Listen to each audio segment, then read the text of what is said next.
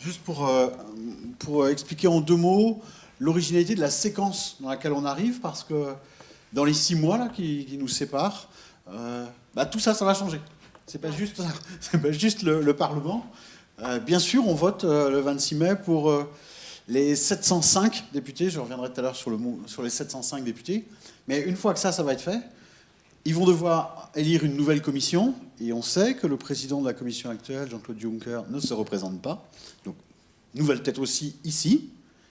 Et puis, ici où on a les chefs d'État, c'est présidé aussi par un président, le Polonais Donald Tusk, qui lui aussi part à l'automne et a annoncé qu'il ne se représentait pas. Donc, nouveau président. Et on aurait pu même ajouter une autre institution importante dans le paysage européen, qui est la Banque Centrale Européenne, puisque la politique monétaire relève de la Banque Centrale Européenne. Et cette Banque Centrale, son président, l'Italien Mario Draghi, part aussi. Et donc, en fait, toutes les institutions vont être renouvelées en 6 mois. C'est une séquence très exceptionnelle. Dans l'histoire de la construction européenne, le fait que tout arrive en même temps, c'est quelque chose d'extrêmement rare. D'accord, donc les structures restent, mais vous dites toutes les têtes, et donc voilà, les orientations vont changer. Voilà, tous les personnages vont changer. Alors, nous, on va se polariser quand même sur celui-là, parce que c'est là qu'on vote. Le reste, c'est qu'indirect. C'est pas nous qui choisissons. 705 députés à élire. Alors, pourquoi 705 ? C'était 751 la dernière fois, mais comme vous le savez, vous l'entendez presque tous les jours, les Britanniques nous quittent. On ne sait pas encore très bien comment ils nous quittent, mais ils nous quittent. Donc on est passé, du coup, on a enlevé les postes des Britanniques, mais on les a redistribués un petit peu. C'est-à-dire les États les plus gros ont récupéré quelques sièges supplémentaires, c'est le cas de la France, qui va du coup élire 79 députés européens, c'est 5 de plus. Parce qu'on est un des gros États, et donc on a récupéré quelques-uns des sièges qui nous venaient des Britanniques. Donc ça, on va dire, c'est la donnée comptable. Et puis, petite chose technique aussi, chaque pays vote en fait en fonction de ses règles à lui. Donc, le jour où on vote, chaque pays fait différemment. Nous, on vote, la France, c'est le dimanche, pas comme ça partout. Ensuite, la circonscription, c'est quoi ? La dernière fois, on avait voté avec des circonscriptions bizarres. Très grande circonscription régionale, vous faites une ligne qui va de Caen jusqu'à La Rochelle, et ça, c'était le Grand Ouest. Là-dedans, on avait décidé qu'il y avait des députés européens du Grand Ouest. Puis on avait découpé comme ça quelques grandes régions en France, qui nous sont pas habituelles. Bon, là, on a dit, ça sert à rien, c'est inutile. Désormais, on va voter à l'échelle du pays. Donc c'est un vote qu'on fait à l'échelle de la France, une seule liste pour la France. Une liste de 79. Tout le monde ne fait pas ça. Chaque État organise son système, ses règles et son mode de scrutin. Et vous voyez, c'est un peu compliqué le démarrage, mais en même temps, on peut comprendre, chacun a un peu ses habitudes. Je vais quitter ce micro-là, je vais revenir à ça. Rassurez-vous, je vais bientôt revenir à la suivante, donc ne l'enlève pas. Je vais essayer de m'appuyer sur la suivante. Juste, je voudrais rappeler quelques éléments de cadrage. L'Europe, c'est quoi ? Ça pèse quoi ? Avant qu'on parle politique, il y a une élection, il faut qu'on ait quelques éléments en tête, je crois, là-dessus. D'abord, c'est la 3e zone démographique au monde. Donc, il y a quand même des zones beaucoup plus lourdes, 507 millions d'habitants, loin derrière la zone de l'Asie orientale ou de l'Asie du Sud. C'est la première zone économique au monde, de loin, de très très loin. C'est la première zone commerciale au monde, de très très loin aussi, y compris en nombre de multinationales, bien loin devant les États-Unis par exemple. C'est la première zone mondiale pour les investissements, et de très très loin, je le rappelle, c'est plus de 36% des investissements directs qui viennent en Europe, c'est 17% pour les États-Unis qui sont seconds. C'est vrai aussi dans l'autre sens. C'est la zone qui investit le plus dans le monde à l'extérieur. C'est la 2e puissance monétaire au monde. Et donc, si on concentre tout ça, ça se résume à une donnée simple. 7,8% de la population mondiale, les Européens, 7,8%, mais c'est un peu plus de 31% de la richesse mondiale. Et si on met l'un avec l'autre. Et on pourrait démultiplier comme ça. C'est une très grande puissance énergétique. Alors c'est bien parce qu'on n'a pas de pétrole. Mais on est très fort dans le nucléaire, à cause des Français beaucoup. On est très fort dans les énergies renouvelables, à cause des Allemands, des Suédois, etc. On est la première puissance agricole au monde. On est la première puissance pour les services au monde, etc., etc. On est la première zone touristique au monde. 1 touriste sur 2 dans le monde vit en Europe. Et c'est d'ailleurs la France qui a le record, toute catégorie. Donc c'est un truc à la fois massif, et pourtant, quand on en entend parler, y compris dans les médias, c'est quelque chose qui semble faire problème. Alors, il faut s'interroger sur le pourquoi. D'une certaine manière, pourquoi on fait l'Europe ? Jusqu'ici, il y avait une justification claire, massive, à laquelle les gens ont longtemps adhéré, c'est il y avait eu 2 guerres mondiales, des déchirements, il fallait construire un espace de paix. Je dirais, les Européens ont en gros souscrit à cette idée jusque vers 1990-92. À partir des années 90-92, on a vu, même si peut-être ils ont tort, peu importe, mais les citoyens européens ont considéré que la paix était un acquis. C'était bon, c'était fini. C'est plus un objectif. Même si on a des problèmes avec l'Ukraine autour de nous, même s'il y a la Libye, même s'il y a des problèmes un peu partout autour de nous, ce n'est pas un objectif mobilisateur pour les citoyens. Et ici, il faut le dire, dans la décennie 90-2000, les politiques en Europe, y compris les nôtres, chez nous, ils n'ont pas été très bons. C'est-à-dire qu'ils n'ont pas été capables de mettre sur la table une nouvelle justification de cette construction. Pourquoi devons-nous continuer à faire l'Europe ? Or, en fait, il y a bien une justification qui devrait tomber sous le sens, c'est que nous sommes toutes nos sociétés sont projetées dans un monde nouveau, qui est un monde on appelle ça la mondialisation. Voilà. Nous sommes projetés là-dedans. Et c'est pas que de l'économie d'ailleurs, c'est de l'économie évidemment, vous savez, on décide de fabriquer quelque chose quelque part, mais on le fabrique ailleurs et on le vend à un troisième endroit. Ok. Mais c'est vrai par des choses très simples, vous allez sortir de cette salle, prendre votre téléphone, envoyer un message, toute la technologie que vous employez est totalement globalisée, elle est totalement mondialisée. Le réseau que vous employez, il est aux États-Unis ou il est en Asie, etc. Donc nous vivons avec des flux d'informations qui viennent de partout, nous échangeons avec des gens sans nous rendre compte même parfois. Hein. Quand vous faites une transaction bancaire, que vous achetez quelque chose, vous ne vous rendez pas compte que ça passe par plein de circuits complètement différents. Vous achetez un livre ce matin, c'est un livre français acheté en France, et pourtant je peux vous montrer la transaction. En fait, il y a des Belges, il y a des Hollandais, il y a des Suisses. Et entre la société de transport, la transaction bancaire, le site qui enregistre la transaction, etc., etc. Et on fait ça au quotidien sans se rendre compte. Hein. Donc la mondialisation, elle est là et elle pose des difficultés à nos sociétés d'adaptation.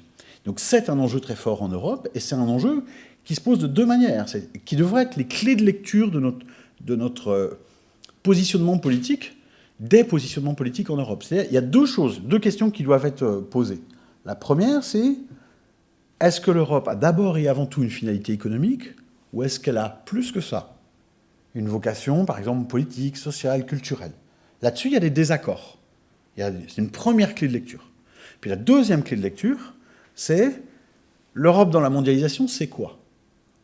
Est-ce que c'est juste une courroie de transmission des impératifs qui nous viennent de l'extérieur ou est-ce que c'est quelque chose qui affirme en propre un truc à soi? Et vous allez voir que ça dessine un paysage politique assez différent. C'est-à-dire que si on prend ces 2 questions et qu'on les cumule, on a un schéma à 4 cases, et c'est pour ça que je voulais qu'on arrive au schéma suivant. Si j'appuie là-dessus, c'est ça? Je vais l'avoir. Voilà. C'est les groupes politiques européens d'aujourd'hui, mais vous allez voir que ça correspond à notre question. Si je dis, je crois que la fonction de l'Europe, c'est surtout l'économie. Et je pense en même temps que l'Europe est une menace.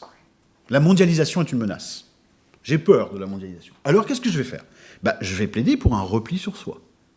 Je vais plaider pour une Europe des nations. Vous avez un groupe qui s'appelle l'Europe des nations. Il est là. Vous voyez, ici. Il regroupe quoi? Il regroupe le Front National et une série de groupes d'extrême droite, pas tous. Car les droites extrêmes, les droites qu'on appelle parfois populistes, ne sont pas d'accord entre elles sur beaucoup de points. Elles sont souvent d'accord sur des formes de rejet, par exemple, de l'islam, sur une valorisation de l'identité, mais par exemple sur le terrain économique ou culturel, elles peuvent être totalement en désaccord. Sur le terrain économique, l'extrême droite hollandaise, elle est très libérale. Le Front National aujourd'hui n'est pas du tout, ou le Rassemblement National dans sa nouvelle version, n'est pas du tout libéral. Si vous regardez son dernier programme, il propose le déploiement de services publics en campagne, le soutien du pouvoir d'achat aux plus défavorisés, etc. Ça n'a rien de mesure libérale, ça. Hein. Des mesures qu'il y a 25 ans, c'était la gauche qui les proposait. Donc, il y a économiquement des divergences très fortes à l'intérieur des droites extrêmes. C'est ce qui fait qu'ils ne sont pas dans les mêmes groupes. Parce que certains vont être sur le terrain économique convergent et pas sur le terrain des valeurs, et d'autres vont être convergents sur le terrain des valeurs, mais pas sur le terrain économique. D'accord? Donc c'est une situation qui est un tout petit peu compliquée. Mais là, vous avez une première réponse claire qui est de dire « Moi, j'ai peur de la mondialisation, et je pense que l'Europe, ça a surtout une fonction économique de protection, donc je mets ça, je plaide pour un repli sur l'Europe des nations. » j'invoque les notions de souveraineté, etc. Ce sont des discours que nous connaissons bien en France et qui sont classiques. Deuxième option possible, je crois toujours que l'Europe a une fonction économique, mais je vois la mondialisation comme une chance. Dans ce cas-là, je plaide pour une Europe qui a un immense grand marché ouvert. C'était la position historique des Britanniques, c'est la position qui est très soutenue en Europe de l'Est, y compris, au passage, n'oublions pas, ça surprend souvent, de la Hongrie de Viktor Orban. Viktor Orban est très libéral, il souhaite qu'il y ait un très grand marché européen, il n'a pas de souci là-dessus, il a un souci sur un truc, c'est que sur le plan des valeurs culturelles, il ne veut pas que l'Europe mette les pieds là-dedans et gêne son positionnement à lui. Et ne l'oublions pas, il est aussi structurellement dépendant de l'Europe. Il n'est pas contre, ce dont je parlerai à la fin, les fonds structurels, c'est les interventions économiques de l'Europe. Il n'est pas contre, et pour une bonne raison. Quel est le premier investisseur aujourd'hui en Hongrie? L'Union européenne. Et de loin. Et de loin.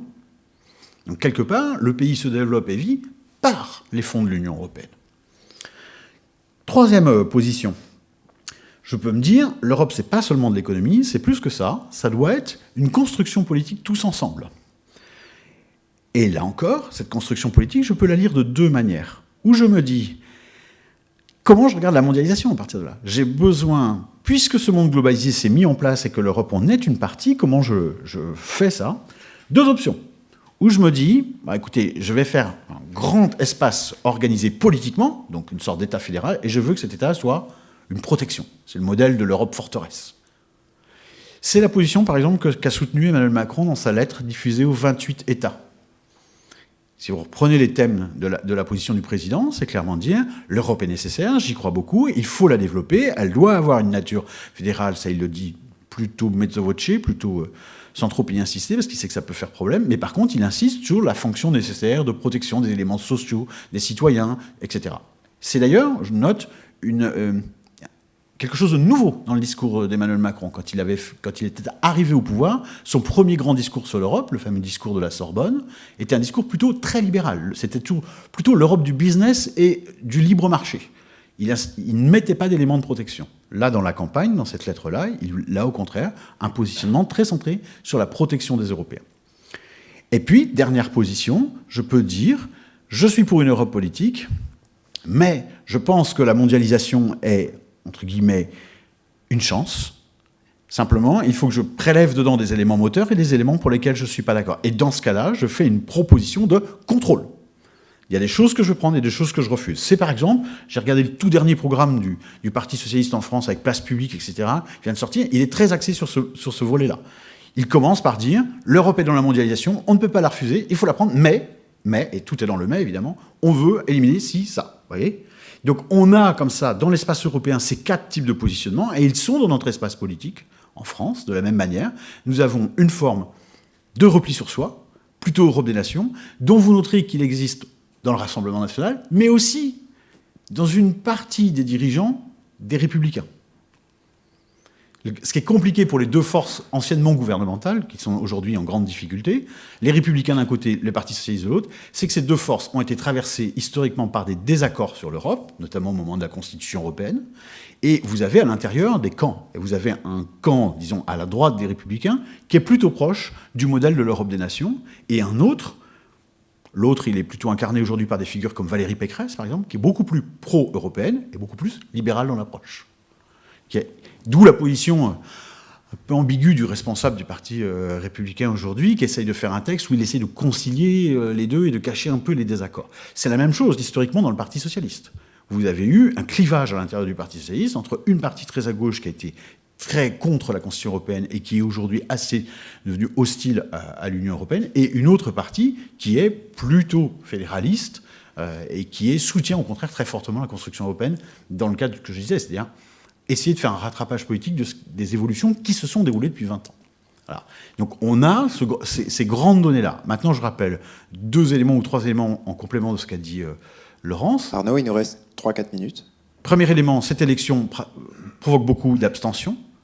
Moins d'un électeur sur 2 aujourd'hui vient voter. C'est très différent d'un pays à l'autre, mais on peut dire en 20 ans, c'est plus en plus fort. Avec des pays qui sont pourtant arrivés récemment, les pays d'Europe de l'Est, où parfois les taux d'abstention ont frôlé dans un cas 90%. Donc, c'est une vraie interrogation.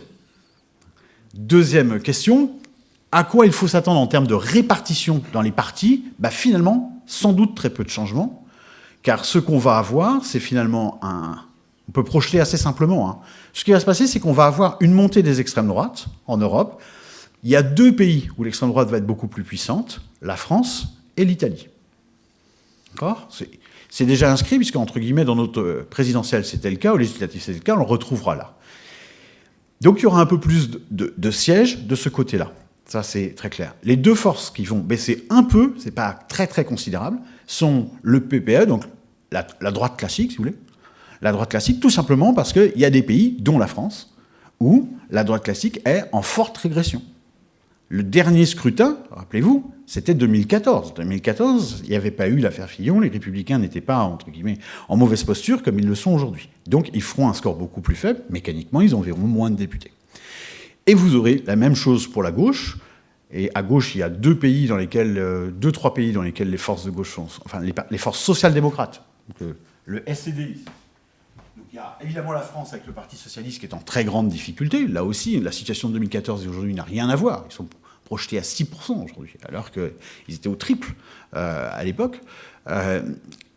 L'Italie, où là aussi le centre-gauche a considérablement reculé, et l'Allemagne, où le Parti socialiste allemand est lui-même en très grand recul depuis bien longtemps maintenant, si bien que la clé de ça, c'est ça augmente beaucoup dans la partie d'extrême droite, mais de manière éclatée sur plusieurs groupes parce qu'ils ne s'entendent pas, et ça va, à l'inverse, diminuer le poids des 2 grandes forces politiques qu'il y a dedans, qui sont celle de droite classique, le PPE, et celle de gauche classique, les socialistes et démocrates. Voilà.